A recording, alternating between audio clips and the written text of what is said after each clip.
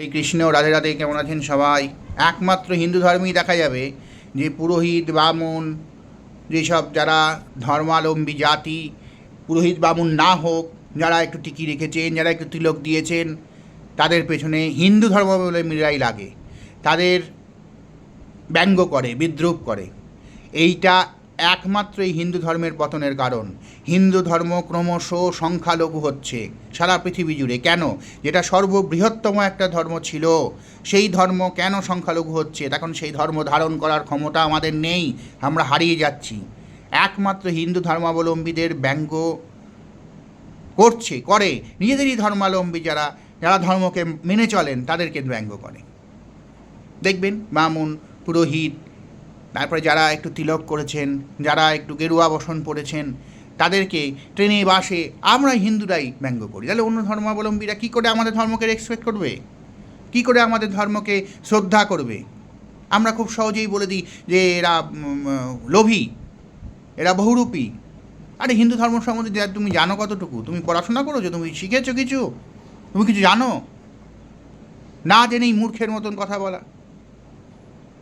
এবং এই মূর্খামির জন্যই আজকে ক্রমশ হিন্দু ধর্ম নিচে চলে যাচ্ছে। এই একটা কারণেই নিজেদের মধ্যে নিজেরাই নিজেদের ধর্মকে ব্যঙ্গ করি আমরা। এর কারণ কি? না ভালো লাগলে অন্য ধর্মে চলে যাও, বেরিয়ে যাও। কিন্তু এই ধর্মের মধ্যে থেকে ধর্মের যারা অনুসারী তাদের ব্যঙ্গ বিদ্রূপ করা কখনোই উচিত নয়। আজকে একটু সকালবেলা বিরূপ কথা বললাম, তার জন্য দুঃখিত। কিন্তু একজন এমন একটা কমেন্ট লিখেছেন, তা দেখে আমি অবাক হলাম। এবং এটা আমি ট্রেনে বাসেও দেখি, রাস্তাঘাটে সর্বত্র এই বিদ্রূপটা প্রচণ্ড বেশি। কেন? কিসের জন্য? তারা ধর্মপথে চলছেন বলে তার জন্য তোমাদের খুব গায়ে লাগে? কেন? তোমরা বিধর্মী, তা তোমরা বেরিয়ে যাও ধর্ম থেকে।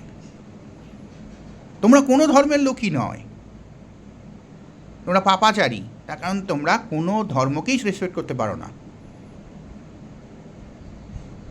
যাক, ভালো থাকবেন। আর একজন লিখেছেন শান্তির খোঁজ, খুব ভালো কথা লিখেছেন। কিন্তু শান্তির যে খোঁজটা যে আমরা এখন যে অশান্তির মধ্যে পড়ে গিয়েছি, সেটা তো আমাদের কালচার, আমাদের সমাজ, আমাদের সভ্যতা, আমাদের ব্যবস্থা আমাদেরকে ফেলেছে, আমাদেরকে ধর্ম থেকে বিমুখ করেছে। অবশ্যই আমরা শান্তির খোঁজ, এটা তো সবচেয়ে বড় কথা। শান্তির খোঁজের জন্য ঠাকুরের কাছে প্রার্থনা করা, বা ঠাকুরের প্রেম যেন ঠাকুরের প্রতি আমার যেন থাকে, তার জন্য প্রার্থনা করা, একই কথা। এর মাধ্যমে একমাত্র শান্তি আসবে। হ্যাঁ, অখণ্ড প্রেম পরম ব্রহ্মের প্রতি, তবেই শান্তি আসতে পারে। তাছাড়া আর শান্তি আসবে না কোনো কিছুতে। খাবার খেয়ে হবে না, শুয়ে হবে না, বসে হবে না, বেঁচে হবে না, শ্বাস নিয়ে হবে না। একমাত্র অখণ্ড প্রেম ব্রহ্মের প্রতি, তার দ্বারাই এটা সম্ভব। খুব ভালো কথা লিখেছেন তিনি, আপনাকে ধন্যবাদ। আপনার এই চিন্তাভাবনার জন্য আপনাকে ধন্যবাদ।